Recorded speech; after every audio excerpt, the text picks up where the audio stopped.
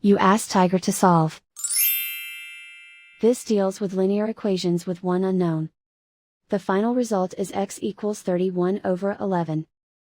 Let's solve it step by step. Simplify the expression. Group like terms. Combine like terms. Combine the fractions. Combine the numerators. Group all constants on the right side of the equation.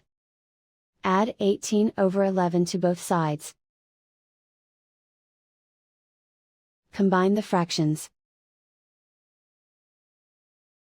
Combine the numerators.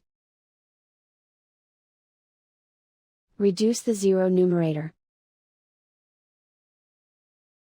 Simplify the arithmetic. Combine the fractions. Combine the numerators. And so the final result is x equals 31/11.